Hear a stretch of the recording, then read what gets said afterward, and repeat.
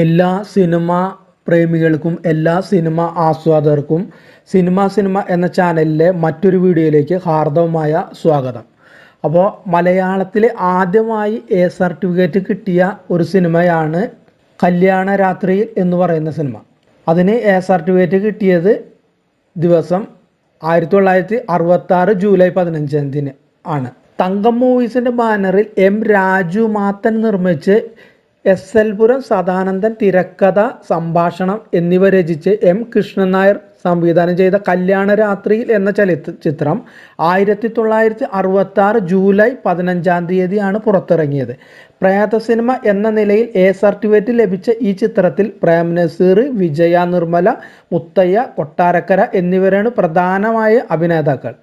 ഒരു മലഞ്ചെരുവിൽ പാശ്ചാത്യ രീതിയിൽ നടന്നുവരുന്ന ഹോട്ടൽ ഹിൽ പാലസ്, അത് കള്ളനോട്ട് വ്യാപാരത്തിനും കള്ളക്കടത്തും മറ്റു അവിഹിതങ്ങൾക്കും മറയായി അതിൻ്റെ ഉടമസ്ഥൻ തന്നെ ഉപയോഗിക്കുകയാണ്.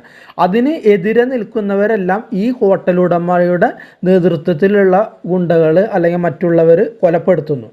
ഉടമസ്ഥൻ്റെ അകാല ചരമമടഞ്ഞ ഭാര്യയുടെ പ്രേതമാണ് കൊല നടത്തുന്നതെന്ന് ഉടമസ്ഥനും കൂട്ടാളികളും നാട്ടുകാരെയും മറ്റുള്ളവരെ എല്ലാം വിശ്വസിപ്പിക്കുന്നു.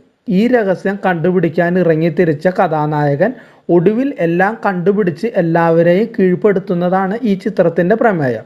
ഈ ചിത്രത്തിൽ വയലാറിൻ്റെ ഗാനരചന ജി ദേവരാജൻ ഈണം നൽകിയ മനോഹരമായ ഗാനങ്ങൾ ആലപിച്ചത് എസ് ജാനകി, പി ലീല എന്നിവരാണ്. പി ജയചന്ദ്രൻ ഇതിൽ ഗാനങ്ങൾ ആലപിച്ചിട്ടുണ്ട്.